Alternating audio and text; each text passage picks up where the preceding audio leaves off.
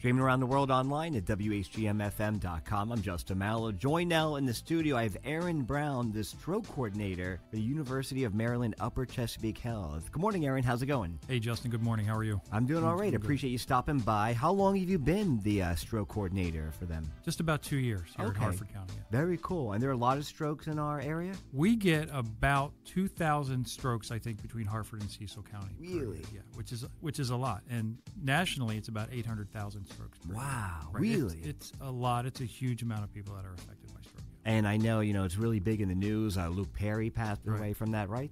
Right. Yeah, Luke Perry recently was in the news about a week or two ago, passed with having a stroke, age 53 years old. So young, and a lot of people thought a little too young for having a stroke, but he's not.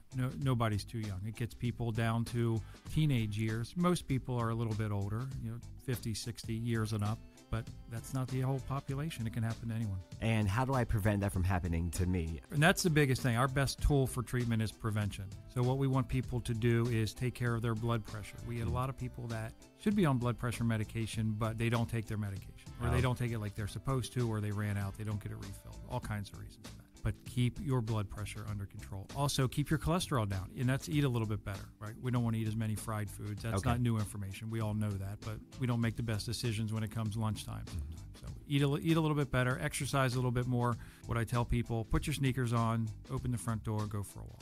First step's the hardest one. A little goes a long way. It goes a long way. 5 minutes a day. Right, 5 minutes a day, and then the next day it's 6 minutes, then it's 7 minutes. And what we're doing is improving the health of our arteries and our veins, and that's going to go a long way to reducing our risk for not just stroke, but also heart attack. Two bad things that none of us want to have happen. Absolutely. Right, so eat a little bit better. If you smoke, quit smoking. We've known that for 40, 50 years. I used to be a cigarette smoker for 10 years, and now it's been 8 years since I had a cigarette in. Right, that's great. And that's a big thing. So keep your blood pressure under control, keep your cholesterol under control, exercise a little bit more, and don't smoke.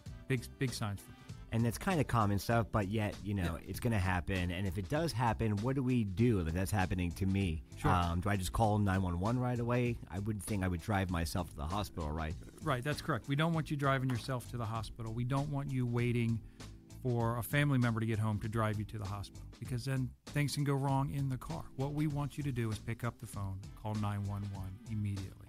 We have a tool we want everyone to remember called Be Fast. And real quickly, if I could, can I step through that? Absolutely. So Be Fast, BEFAST. So B is for balance. Any sudden change in your ability to walk, or you notice somebody is going down the hallway and they're leaning to the side more than they were, or their legs are a little farther apart. They just look a little off balance, or you feel a little dizzy. That's signs of a stroke, possibly in the back of the brain. E is for eyes. Any sudden change in vision, any blurry vision, any decreased vision out of the left side or the right side of one or both eyes. Can be either one.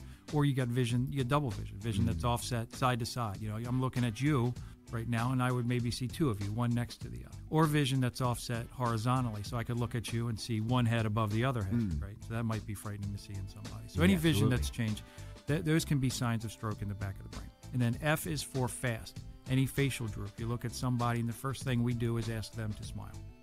If their smile is off, it's higher on one side than the other. Like when you go to the dentist and you're a little numb, Right, you're right. You feel like you got Novocaine, and that's what we hear from people a lot. I feel like I just got through the dentist. That's exactly what they say. So it's perfect. So that's a sign of a possible stroke. A is for arm weakness, but it's not just arm weakness, it's arm or leg weakness. So suddenly people want to say, well, I picked up the toothbrush and I dropped the toothbrush, or I grabbed a mug out of the cabinet and I dropped the mug. So that's arm weakness that they didn't know they had. So any arm or leg weakness, inability to walk, is a sign of a stroke. The biggest one, and potentially the most dangerous one, is S. S stands for speech. And most people know signs of a stroke could be from slurred speech, but it's not just slurred speech. It's any speech that's difficult. I've had patients tell me and family members tell me, well, their speech wasn't slurred, so I knew it wasn't a stroke, but they couldn't find the right words to say. And that's a sign of a stroke. Like not able to put a sentence together or something. Yeah. Right. We know what we want to say, but we can't quite get it, from the head to the mouth to get it to come out. Or we're saying gibberish words, or we get frustrated because we know what we want to say and we can't get it to come out properly. Those things are called aphasia. And while that term's not important to remember, what is important to remember is that any speech that's difficult is a sign of a possible stroke. And then T is time to call 911. And it's time to call 911. It's not time to wait for your husband or wife to get home, or the neighbor to get home to check you out and then take you into the hospital. That is just simply too long to get to the hospital. The sooner you get to the hospital, the sooner we can treat you, and the best chance you are going to have for a better outcome. People wait too long to come in, and there's not as much we can do. And that's sad because they have to live with disability that they simply didn't have to live with if they would have come in a couple hours early. Yeah, time's not on your side so much when that's going on. No, time. This is a very time-dependent treatment. We only have a couple hours to do certain treatments.